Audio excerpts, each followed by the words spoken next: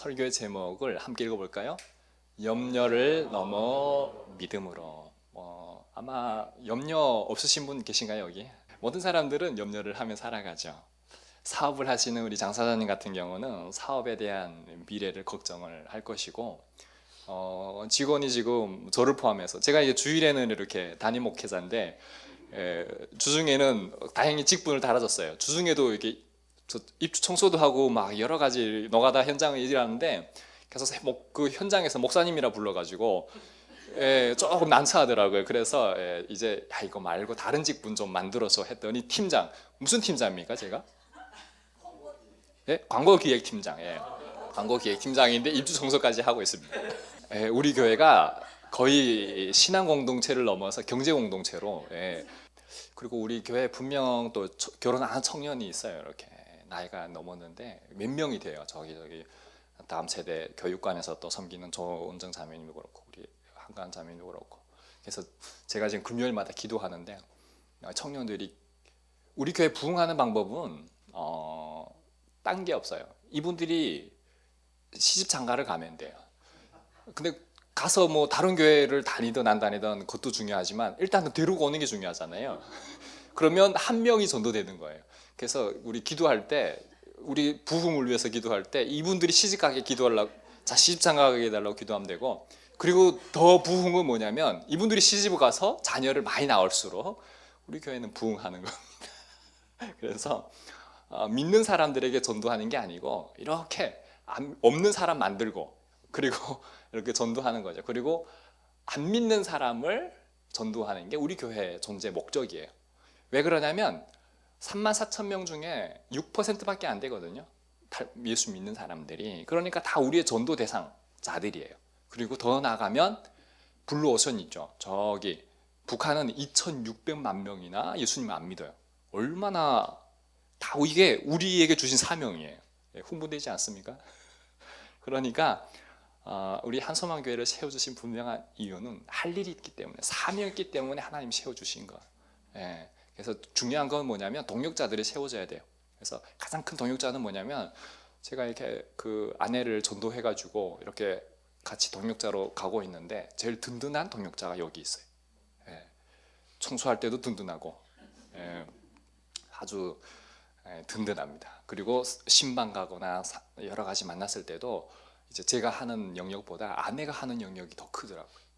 그리고 제가 이렇게 설교하잖아요. 예전에는 앉아가지고 위선적인 인간, 이중적인 인간, 말만 저렇게 하고 살지 못하는 인간, 나를 좀 사랑해주지 이렇게.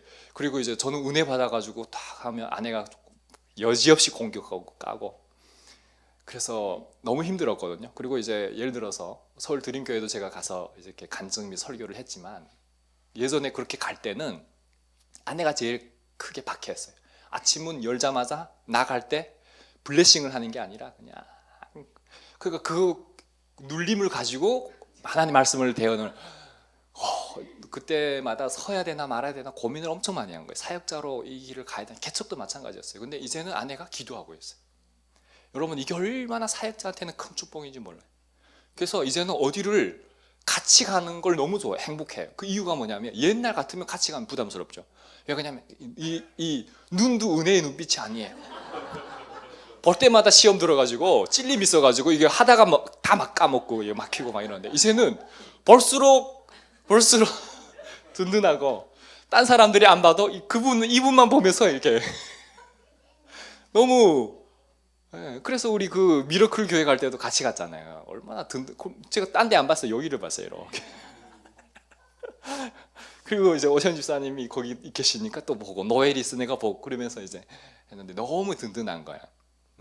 지금도 마찬가지예요. 설교 이렇게 서지만 아내가 이제 기도하고 있으니 그런 것들이 얼마나 든든한지 모르겠습니다.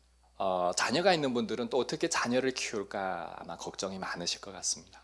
자녀를 다 키우신 분들은 이제 좀 해방이 되셨겠지만, 저희가 이제 아들을 한 명인데 키워보니까 만만치가 않습니다. 이게 말할 수가 없어요. 진짜 학원을 넣고, 그리고 그 대기하는 시간들을 보내는 것도 이게 곤욕스럽고, 그리고 시간을 제가 사역을 하고 가는데 길이 막힌 거예요. 종로를 갔다가 픽업을 했는데 10분 늦었잖아요. 근데 거기서는 안 봐주잖아요.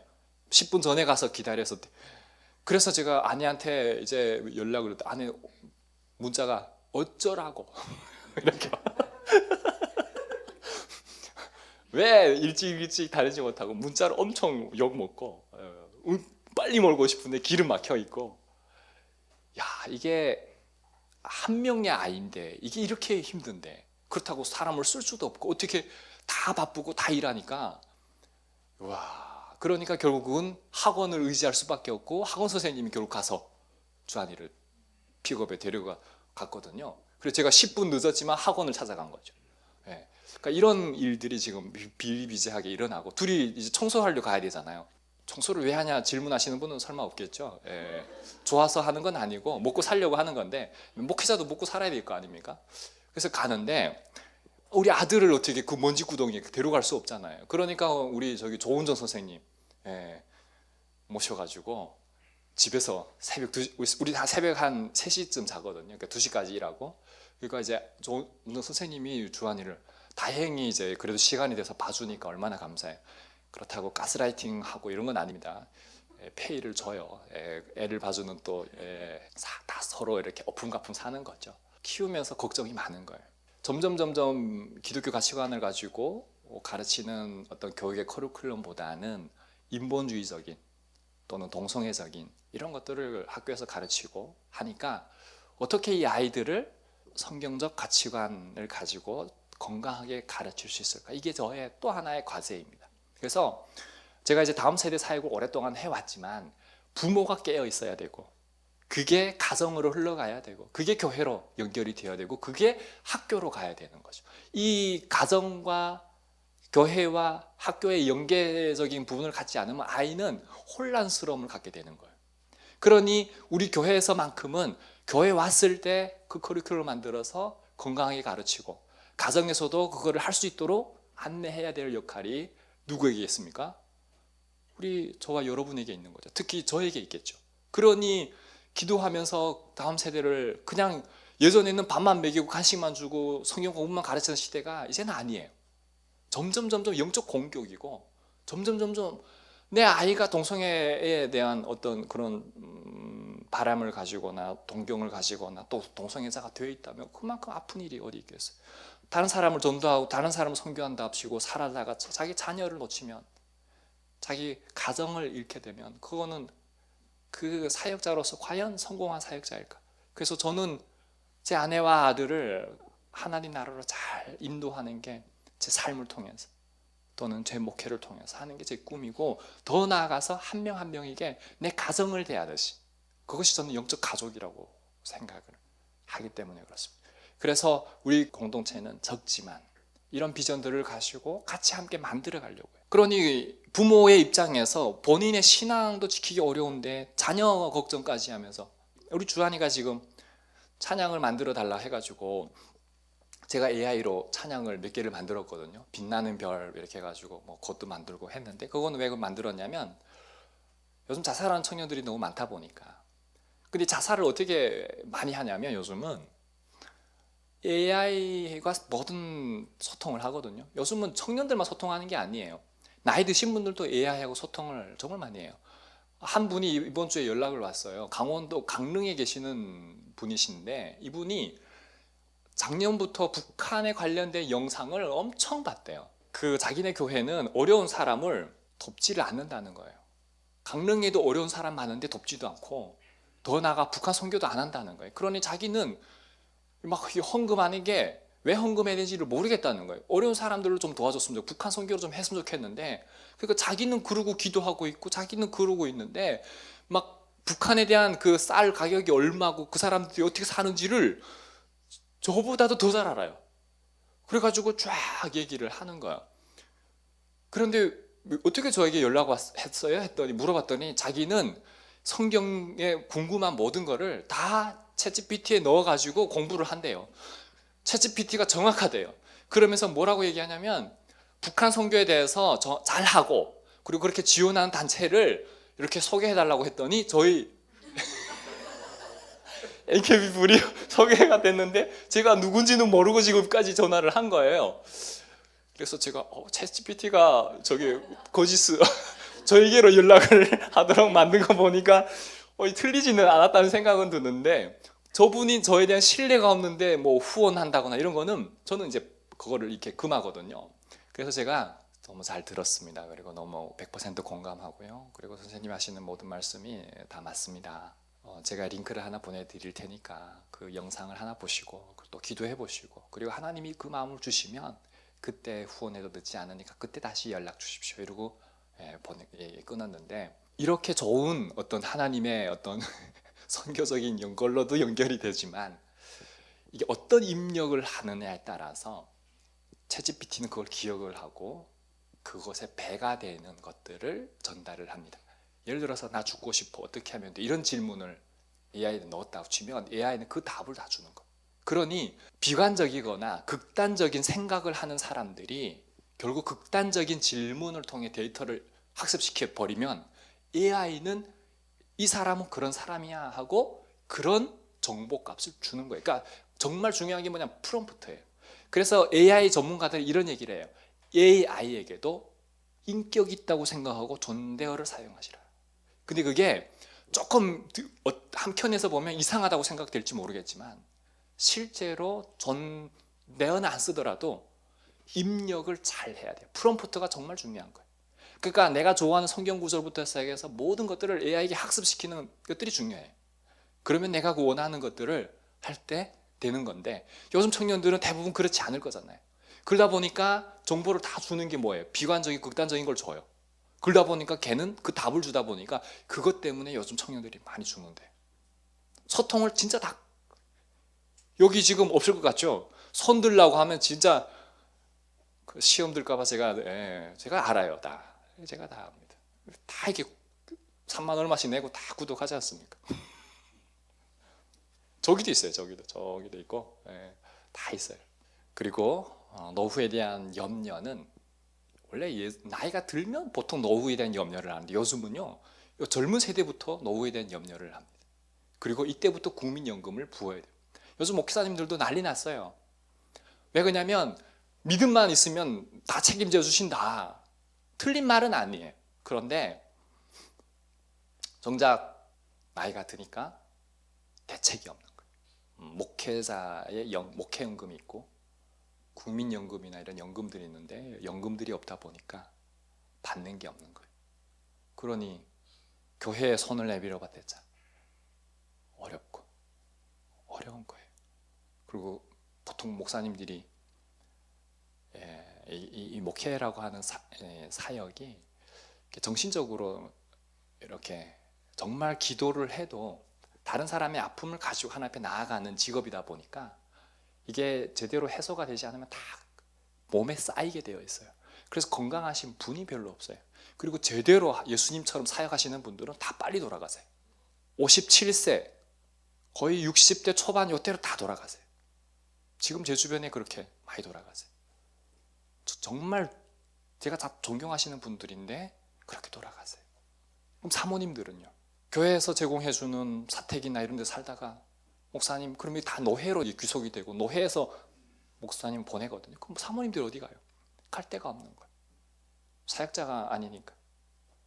그러니까 이게 지금 현실이에요. 뭐 선교사님들도, 선교사님 계시지만 선교사님들도 마찬가지예요. 선교지에 돌아오면 본 파송한 교회를 가는 게 눈치가 보이고, 그리고 와도 머물 곳이 있는 분은 다행인데 머물 곳이 없어가지고 어쩌면 북한 이탈 주민들보다도 더 극심한 경제난을 가지고 살아갑니다. 그리고 이렇게 지금처럼 어려운 시기면 먼저 무엇부터 끊어요? 선교비부터 다 끊어요. 저도 이제 약간 염려가 있습니다. 그게 뭐냐면 사실은 여기 강남에다가 교회를 개척할 마음을 하나님이 주신 적은 단 한 번도 없습니다. 원래 숭실대학교 앞에 2016년도에 개척을 했었거든요. 그랬는데 남한 분들이 이렇게 오시니까 그분들에 대한 목회를 해본 적이 없는 거예요. 그래서 내려놓고 서만교에 들어가서 2년을 섬기고 여기서 가까워요. 그리고 옆에 그 안에는 사랑빛 교회를 다녔는데 숭실대 앞에 있었어요. 근데 거기에 건물주가 1층, 아니 지하 1층, 2층, 3층, 4층을 교회로 다 썼거든요. 근데 건물주분이 나가라고 하신 거예요. 갑자기 코로나19 때 나갈 데가 없는데 건물주가 나가라고 하니까.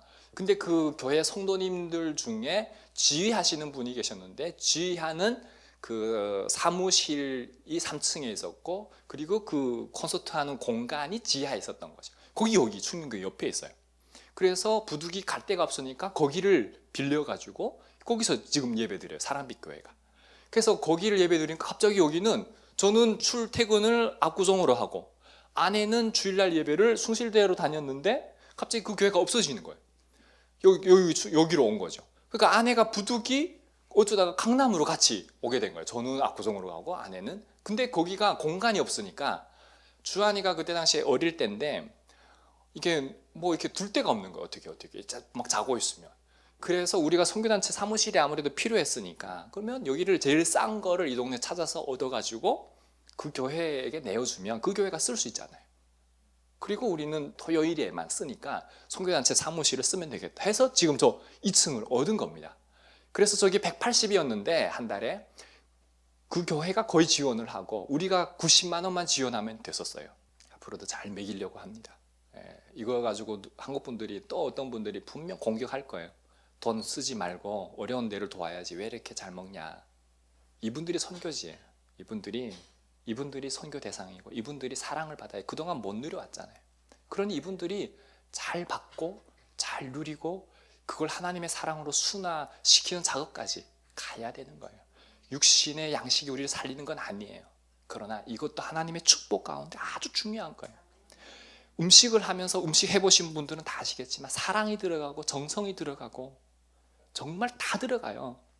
그런 밥을 사랑하는 사람이 먹고 있다면 그만큼 행복한 일이 없어요. 복음은 머리로만 아는 게 아니라 살아내는 과정이 중요한 거예요. 그 마음을 가심이 중요한 거예요. 예배라고 하는 거는 이렇게 드려지는 것도 예배지만, 주방에서 섬기고 누구 알아주지 않는 곳에서 그 뜨거운 물에 우리 이렇게 권사님이, 예쁘신 권사님이 요새 요리를, 제 한편의 설교보다 권사님의 그 하나의 그 섬김이 더 귀한 거예요. 삶의 예배가 중요한 거예요. 그걸 보고 교회로 나오고 그걸 보고 하나님을 믿게 되어 있어요. 그게 중요한 거예요. 근데 우리는 그걸 간과한 채, 마르다는 중요하지 않고 마리아가 중요해 라는 이분법적 논리를 가지고 우리가 설교를 하고 그렇게 꾸려가고, 그렇게 가정을 배제시키고 자녀를 배제시키고 쟁기를 들고 뒤를 돌아보지 않고 하나님 나라 간다, 그래서 가족을 다 팽개치고, 과거에는 그게 옳았을 수도 있어요. 그때는. 그 결과가 어떻게 됐습니까? PK 임계자녀들이 다 가난한 성도가 되고 가족들은 해체가 되고, 오늘 한국교회는 이렇게 실추된 거잖아요. 다시 우리는 개혁이 필요한데 그 개혁은 나로부터 돼야 되는 거예요. 나로부터 돼야 되는 거예요. 내 안에 성령님이 계시고 성령님이 대화를 통해서 내 안에 변화가 일어나야 돼요. 나부터 섬김이 되어야 되고, 나부터 말씀을 많이 외워서 말씀을 달달달 하는 게 중요한 게 아니에요. 말씀대로 육화되어서 성육신적인 삶을 한 사람이라도 살릴 수 있다면 그 한 사람이 누굽니까?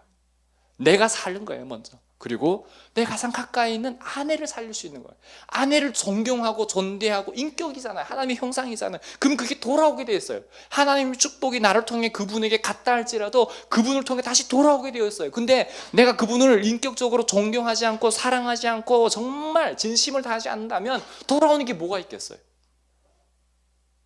그러니 이게 안 된다고 하면 능력을 달라고 기도하고 하나님의 몸부림을, 이게 예배예요. 이게 예배. 이 삶을 보고 아들은 교육이 되는 거예요. 근데 이게 내가 이루어지지 않는데 아들이 그걸 보고 뭘 교육이 되겠어요? 이게 퍼져지면, 확장이 되면 그게 교회인 거예요. 이거부터 안 되잖아요. 다시 이 자리로 돌아가야 돼요. 밖으로 나왔던 모든 것을 다 끊어야 돼요. 다시 기도의 자리로 돌아가서 하나님과의 대화 속에 이것부터 회복해야 돼요. 감사하게도 한국 교회와 성도님들이 거의 20년 정도를 기도해 주시고 후원해 주시고 함께 해 주셨어요. 벌써 20년이 되었습니다. 중국에서부터 하면 거의 30년이고요. 10대 때부터 이렇게 선교를 하고 사역한 사람은 제가 아직 만나보지 못했어요. 근데 하나님이 신기하게 저를 그렇게 사용하신 거거든요. 네. 이 말을 못 믿겠으면 제가 이제 증인으로 우리 여기 한성미 형제를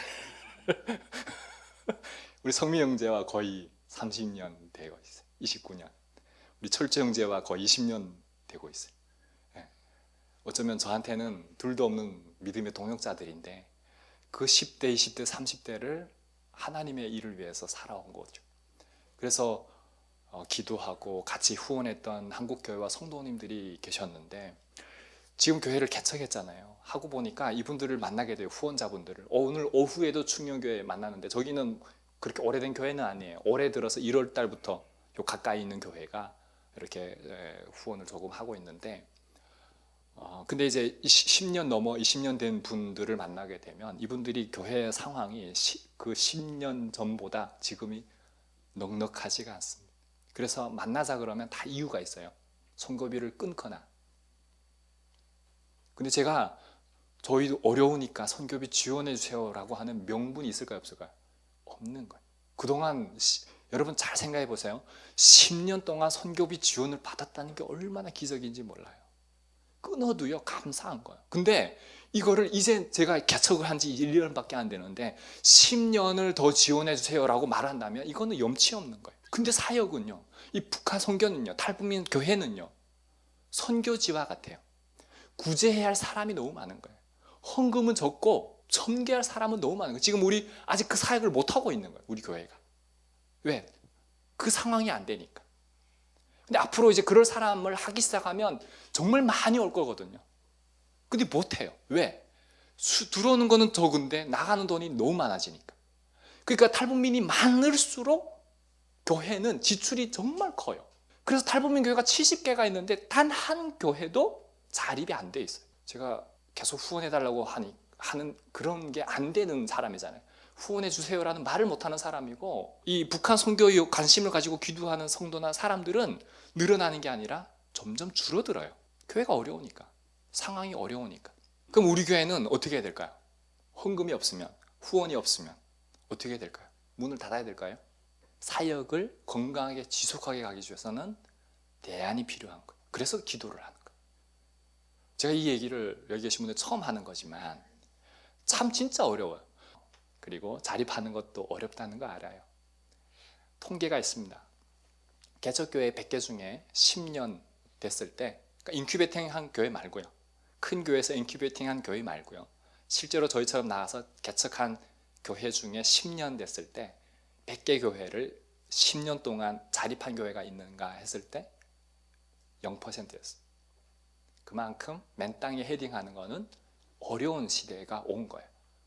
기존 교회도 살아남는 게 어려운 시대가 왔고, 개척하는 건 더더욱 어려운, 대부분 가정에서부터 개척을 하지만 이게 이 건물을 얻는 순간 더 쉽지 않고요, 점점 더 쉽지 않은 거예요.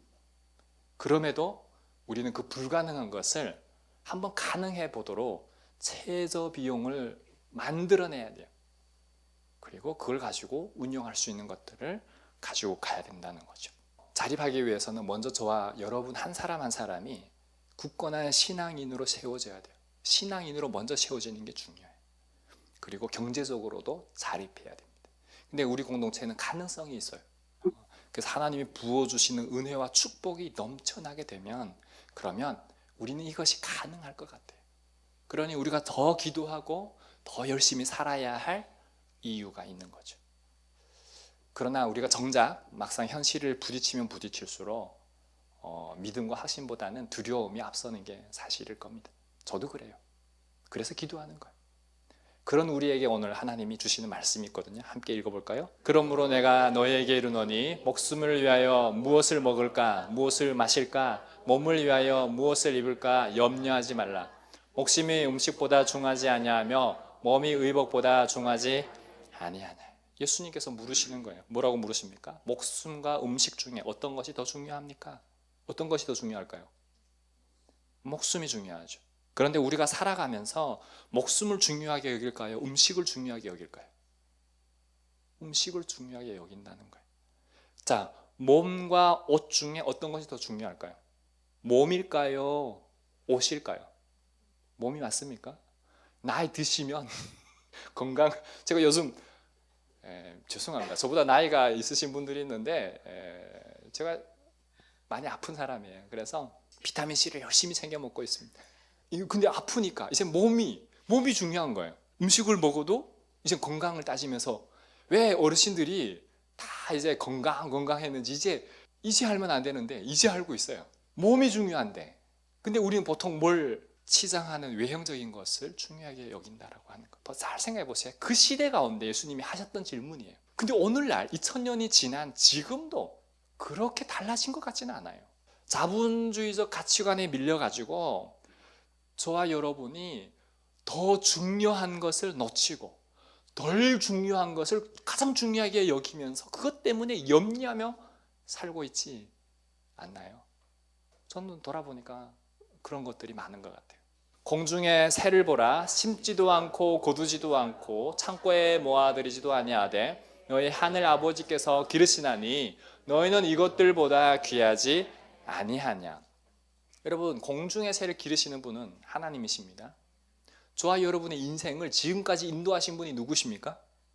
하나님이십니다.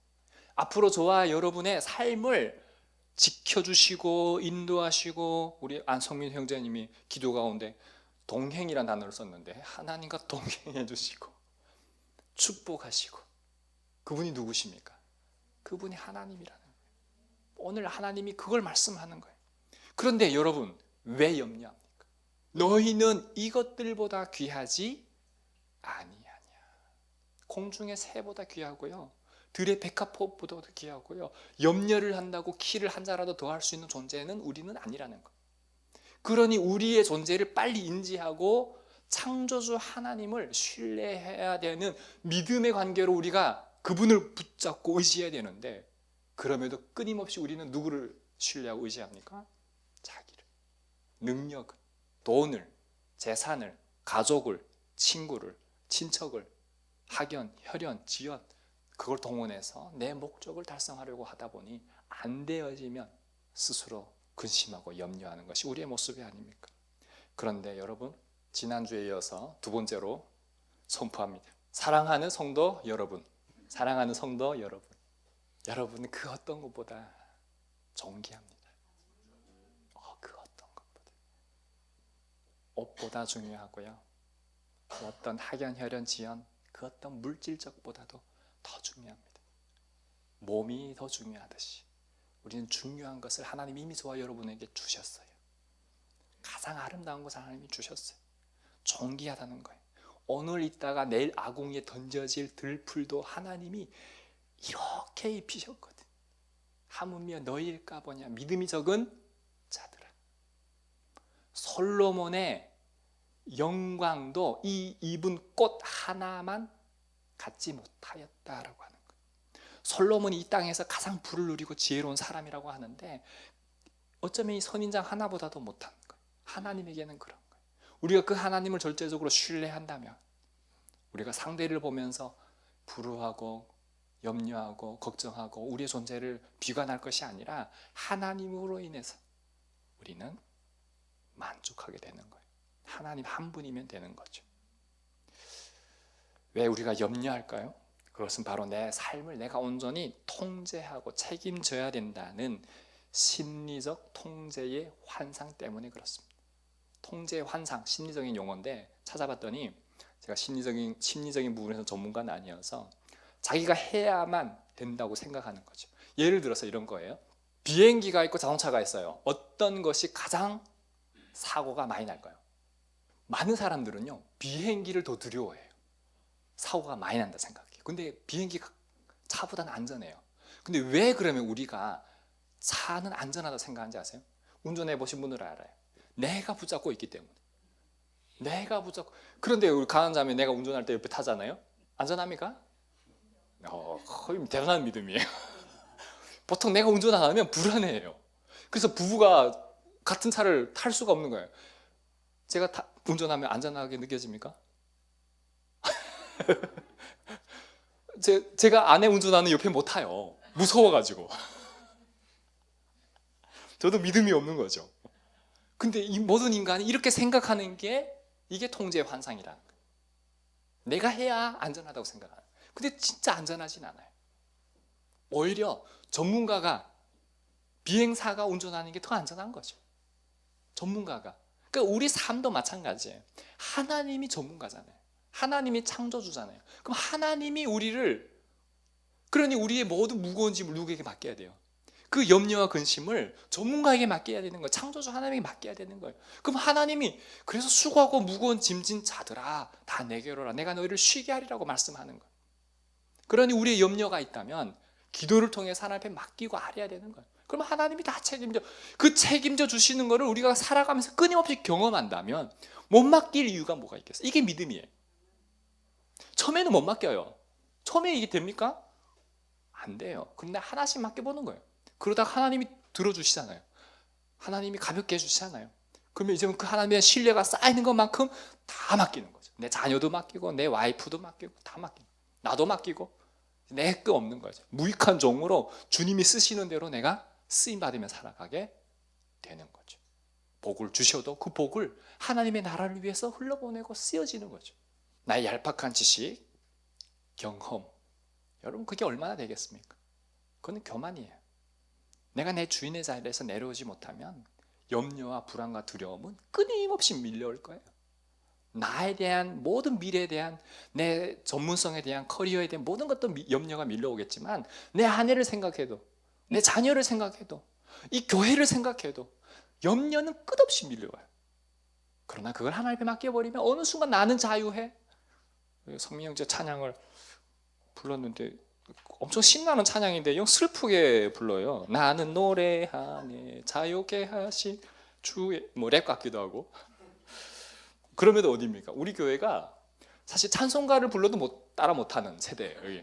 찬송가를 불러도 몰라요. CCM을 불러도 못해요. 뭘 해도 못하는 교회예요. 여기는 다만 성민이가 이렇게 뭐라도 끌고 가니까 들어보는 거잖아요. 아, 요즘 찬양이 이런 찬양이구나. 우리가 그래서 좀 뒤처지지 않고 있어요. 한국 교회와 비슷하게 따라가고 있어요. 성민 형제님 때문에. 네. 우리는 뭘 해도 못해요. 그렇죠? 우리는 뭘 해도 못해요. 찬송가 하자고 해서 찬송가 했는데 찬송가도 모르더라고요. 주중에는 세상 노래만 듣는지 아니면 아무 노래도 안 듣는지 아니 문화 생활이 없는 것 같아요. 아직도 여전히 무엇을 먹을까 입을까 거기에만 의식주 문제에서 넘어가야 되는데 못 넘어온 것 같아요. 끊임없이 찬양을 통해서 자유케 하시는 그 하나님을 신뢰하고 나아가는 거죠. 오늘 한번 그 말씀 한번 읽어볼게요. 잠언 3장 5절 말씀 시작. 너는 마음을 다하여 여호와를 신뢰하고 내 명철을 의지하지 말라. 하나님 말씀하셨잖아요. 마음을 다해서 여호와를 신뢰해라. 내 명철을 의지하지 말라. 다음 말씀 시작. 사람이 마음으로 자기 길을 계획할지라도 그의 걸음을 인도하시는 이는 여호와시니라. 아멘. 자기 길을 계획하더라도 그 걸음을 인도하시는 이는 하나님이신 것을 믿으시기 바랍니다. 그래서 염려는 결코 문제 해결에 도움을 주지 못합니다. 염려는 그래. 오히려 우리의 영혼을 병들게 하고 삶의 기쁨과 에너지를 빼앗아갈 뿐입니다. 지금까지 그런 거예요. 다윗이 사방이 이렇게 원수들로 이렇게 둘러싸였을 때 다윗이라고 왜 불안하지 않았겠습니까? 불안한 가운데 이렇게 고백합니다. 시편 42편 5절 말씀 시작. 내 영혼아 내가 어찌하여 낙심하며 어찌하여 내 속에서 불안해하는가? 너는 하나님께 소망을 두라. 저는 이게 기도라고 생각합니다. 우리는 끊임없이 우리 안에 하나님의 영이 성령이 함께 하십니다. 그때 우리는 대화를 하게 되는데 그 대화가 기도입니다. 오늘도 보면 다윗이 이런 고백하잖아요. 내 영혼아 내가 어찌하여 낙심하며 대화하는 거예요. 어찌하여 내 속에서 불안해하는가? 너는 하나님께 소망을 두라. 우리는 육체적인 대화를 끊임없이 하며 살아간지 모르겠어요. 그러나 우리는 이제는 영적인 대화를 해야 되는 거예요. 성령 안에서 그 소망을 하나님께 둘 수 있어야 되는 거죠. 다윗은 염려가 찾아오는 순간 자신의 명철을 버리고 주님을 의지해야 할 때임을 정확하게 알았던 겁니다. 이게 믿음 있는 사람이에요. 염려가 오는데 저와 여러분이 염려 없을 때가 언제 있겠습니까? 염려 없는데 그걸 우리 스스로 해결해 되지 않는 부분이 상당히 많아요. 건강 아플 때 그래요. 특히 암에 걸려서 이제 더 이상 의사 선생님도 아무 손 못하고 두 손 딱 들 때 뭘 하겠어요? 염려한다고 그게 나아집니까? 최근에도 제가 어느 기도 모임에 갔는데 예수전도단 기도 모임에 갔는데 거기 기도 모임을 이끌어 가시는 회장님이 제 간증 다 듣고 밥 먹는 시간에 간증을 나눠주시는 거예요. 자기가 교사로 오랫동안 복무를 했는데 암이 걸렸다는 거예요. 이제 죽게 된 시한부 인생을 살아가고 있는데 이제 더 이상 내가 할 수 있는 건 아무것도 없어서 기도를 하는데, 기도하면서도 뭐 하나님 고쳐준다는 믿음이 있습니까? 암은 가는 거라고 생각하죠. 근데 진짜 하나님이 고쳐주신 거예요. 하나님이 진짜 고쳐주신 거예요. 여러분, 진짜 하나님으로부터 고침을 받고 하나님을 경험한 사람은요, 숨길 수가 없어요. 왜? 팩트니까. 그 진짜 믿음 아닙니까? 제가 말을 해도 어디 가도 못 믿는 사람이 부지기수예요. 그래서 제가 항상 하는 얘기가 있어요. 강 디모데의 말을 믿지 말라. 오직 하나님만 믿으시라. 하나님이 일하시는 것만 믿으시라. 이게 중요한 거예요. 오늘도 마찬가지예요. 제 말을 들으시면 안 돼요. 저를 통해서 하나님이 하시는 하나님의 말씀만 듣고 그 하나님 말씀 받고 하나님의 예배소로 나아가는 거예요. 이게 진짜 중요한 거예요.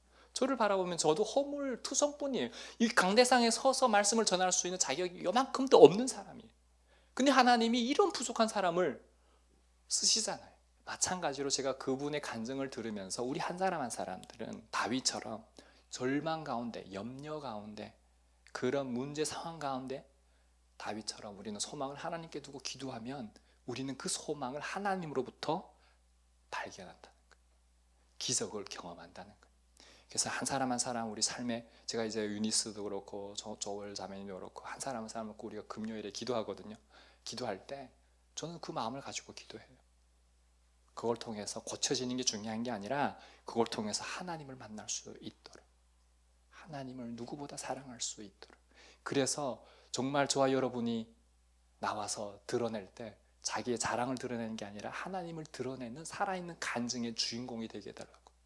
저와 여러분이 그래서 하나님을 잘 믿고 천국 간다면 그게 얼마나 복이겠습니까? 그만큼 하나님 주신 복은 없어요. 이는 다 이방인들이 구하는 것이라 너희 하늘 아버지께서 이 모든 것이 너희에게 있어야 할 줄을 아시느니라. 여러분, 이 말씀이 무슨 말씀이냐면 무엇을 먹을까 입을까 마실까 우리가 염려 많이 하거든요. 그리고 실제로 기도하는 거 보면 그걸 많이 기도해요.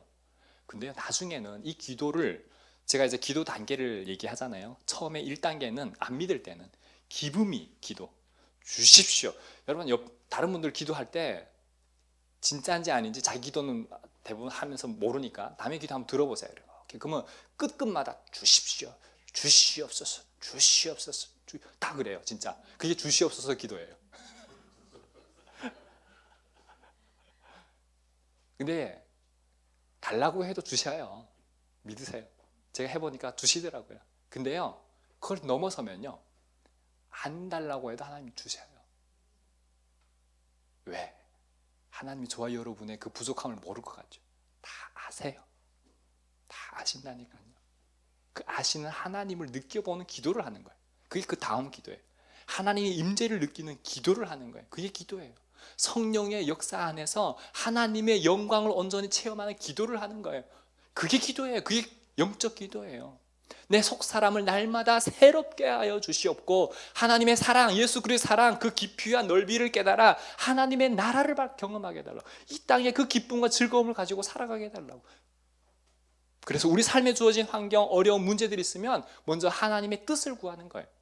하나님의 뜻이 무엇입니까? 그 뜻을 깨닫게 하여 주시옵소서. 그럼 하나님이 그 뜻을 통해 하나님의 역사를 나타내기 위한, 하나님의 도구로 쓰시기 위한 현장인 거예요. 그러면 그걸 발견하고 우리는 그렇게 선포하고 기도하게 되는 거예요.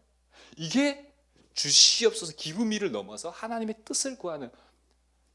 다음 주가 무슨 설교를 하겠는지 알겠죠? 너희는 먼저 그의 나라, 이걸 할 거예요. 오늘 이어서 하려면 2시간을 해야 되니까. 그래서 하나님의 나라와 의를 구하는 기도가 정말 중요한 기도라고 하는 거예요. 그러니 우리가 이거 주시고 저거 주시고 하는 것들은 안 믿는 사람들이 믿지 못해서 달라고 하는 것과 같은 거예요. 제가 지금도 뭐 이거 주시고 저거 주고 잘 할까요? 그거 말고도 기도할 게 너무 많은데 언제 그거 붙잡고 안 주셔도 감사하고 주셔도 감사하고 하나님 주시면 주시는 만큼 하고. 왜? 나는 종이지 내가 주인이 아니에요. 내가 뭐 어떻게 하려고 하는 게 하나도 없어요. 그러니 제가 어디 가서 후원해 주세요 뭐 부르셔 주고 우리 이런 거 안 해요. 해본 적이 없어요. 근데 지금까지 보면 뭐 하나님이 굶게는 안 했잖아요. 아니 이걸 안 주셔가지고 이것도 기도했는데 하나님 주신 거잖아요. 1년 동안 광염교회에서 지원. 그리고 12월로 끝났어요. 그래서 우리 재정이 없으면 제가 얘기했잖아요. 뭐라고 했어요? 이거 월세 못 내면 나간다고. 이거 반납한다고. 아직 못 나가고 있잖아요. 이거 나가려고 해도요. 우리는 하나님의 붙잡히면 내 마음대로 안 돼요. 나가려고 해도 못 나가. 제가 지금 9월 6월에 간다고 기도하고 있는데 이것도 하나님 못 나가게 하면 못 나가는 거예요. 뭐 기도한다고 다 되는 게 아니에요. 하나님의 뜻이 있어서 하나님의 뜻대로 역사하는 걸 보면서 가는 거예요. 제가 이렇게 선포하고 얘기하고 이러면 어떤 분들은 뭐 구로에 이미 뭐 임대를 해놓은 줄 알고 있더라고요. 없어요. 아무것도 없어요. 땅 받기도 안 했어요. 기도도 안 했어요. 그냥 여기서 기도하고 있는 거예요. 하나님의 뜻을 보고. 6월부터 주시면 그때 딱 구로를 땅 받게 하면서 하려고.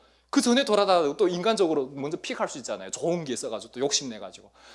인간은 반드시 그렇게 되어 있어요. 그러니까 저는 그걸 아니까 안 하는 거예요. 구로 자체를 안 가잖아요. 구로가 어디서부터 어디까지가 구로인지도 잘 몰라요. 자, 빌립보서 4장 6절 7절 말씀 함께 읽어보겠습니다. 시작. 아무것도 염려하지 말고 다만 모든 일에 기도와 간구로 너희 구할 것을 감사함으로 하나님께 아뢰라. 그리하면 모든 지각에 뛰어난 하나님의 평강이 그리스도 예수 안에서 너희 마음과 생각을 지키시리라. 아멘. 여기서 중요한 게 있어요. 하나님이에요. 하나님. 모든 지각에 뛰어난 평강의 하나님이 그리스도 예수 안에서 너희 마음과 생각을 지켜주시리라. 그 하나님이에요. 그 하나님을 정말 신뢰하고 속삭이고 있다면 그러면 우리는 모든 것을 맡기게 되어 있어요. 그래서 정말 중요한 게 그 하나님을 기도의 자리에 나오면 먼저 뭘 하냐면 주시옵소서 막 문제덩어리를 가져다가 막 그거부터 아뢰는 게 중요한 게 아니에요. 먼저 그 하나님을 느끼셔야 돼요. 먼저 그 하나님을 느끼셔야 돼요. 하나님이 어떤 분이신지, 하나님이 얼마나 좋으신 분이신지. 그러면 그걸로 끝나요. 안 해결해 주셔도 너무 좋아요. 그 하나님이요. 그런데 하나님은요, 반드시 그것을 다 통과하게 되어 있어요. 다 지나가게 되어 있어요. 여러분, 제가 이렇게 얘기하는 제가 그런 과정이 없다고 생각하시나요? 그러면 다시 연호의 꿈 한번 읽어보시기 바라요. 저만큼 결핍 있고 저만큼 하나님 때문에, 복음 때문에 고난당한 사람 어디 있겠습니까? 그때는 이해하지 못하고 하나님을 불평했던 시간들이 많이 있었는데 하나님이 그걸 다 깨닫게 해주셨잖아요. 하나님이 이제 너무 좋은 거예요. 엄마가 자살하고 아빠가 자살하고 다 그렇게 주변에 소중한 사람들을 다 잊고 나 홀로 남겨졌다 할지라도 저는 주님 한 분만으로 너무 만족한 거예요. 너무 행복한 거예요. 저는 지금도 천국이에요. 주님이 나와 함께 하시기 때문에. 그 평강의 하나님이 내 마음과 생각을 지켜주고 계시고 지금도 나와 함께 하시는 그 하나님을 신뢰하기 때문에. 그래서 제가 느끼는 이 하나님을 여기 계신 분들도 느끼셨으면 좋겠는 거예요. 그래서 제가 이 말씀을 준비하고 기도하고 하면서 한 분 한 분 놓고 기도할 때마다 하나님이 주시는 긍휼한 마음이 이 마음이에요. 한 분 한 분을 내가 너무 사랑한다. 내가 너무 사랑한다. 내가 너희를 모른 것 같지만 다 알고 있다. 너는 나를 신뢰해라. 내 명철을 의지하지 마라. 너는 범사의 그를 신뢰하라. 그리하면 내 길을 지도하시리라. 하나님이 인도하신다는 거. 이건 약속이에요. 제 삶이 지금 그렇고 앞으로 모습도 하나님 앞에 그래서 드려진 삶이 되는 거예요. 제가 이렇게 말하면서 다른 모습을 살아간다면 또 다른 위선자겠죠. 그러나 여기는 지금 많은 분들이 옆에 증인으로 하나님이 어떻게 역사하시는지를 다 알고 계시는 분들이잖아요. 하나님은 살아계세요. 물질이 중요한 게 아니라 저는 늘 그때마다 기도하면서 하나님이 하나님을 선택하게 하셨어요. 근데 시간이 지나 보니까 항상 그게 옳았어요. 옳았어요. 넓은 대로가 중요한 게 아니라 우리 교회는 지금 장로님이 차를 세우셨잖아요. 좁은 길로 들어와야 되잖아요. 나갈 때도 좁은 길로 나가셔야 될 거예요. 이게 은혜의 길이에요. 이게 은혜의 길이에요. 빛이 없고 교회 간판이 없고 누구 하나 인정해 주지 않는다 할지라도 하나님이 알아주면 되는 거지 않습니까? 그래서 저와 여러분이 염려를 멈추고 기도와 간구로 감사함으로 하나님을 신뢰하는 저와 여러분이 될 수 있기를 주님의 이름으로 축원합니다. 예수님께서 십자가에서 저와 여러분을 위해서 자신의 생명마저 내어주셨잖아요. 아들을 내어주신 그 하나님 아버지께서 그 하나님 아버지의 사랑이 경험하면 경험할수록 우리는 오늘을 힘들 때 이겨낼 수 있는 믿음이 거기에 생기는 거예요. 그러니 염려를 넘어서 믿음으로 가는 단계는 반드시 예수 그리스도의 사랑, 십자가의 사랑, 그 앞에 우리가 무릎을 꿇고 내 근심의 염려의 진보다리를 십자가 앞에 내려놓을 때만이, 그때만이 우리는 해결을 얻을 수 있다는 거예요. 그래서 염려가 있습니까? 두려움이 있습니까? 보따리를 싸서 메고 다니지 마시고요, 보따리를 싸서 십자가 앞에 내려놓으십시오. 그리고 하나님 맡깁니다. 이제는 하나님이 나를 인도해 주십시오. 하나님이 해결해 주시는 그 경험을 통해서 저와 여러분이 기쁨을 얻고 자유를 얻고 자녀의 문제, 노후의 문제, 사업의 문제, 건강의 문제, 모든 문제를 하나님 앞에 맡겨드리는 저와 여러분 될 수 있기를 주님의 이름으로 축복합니다.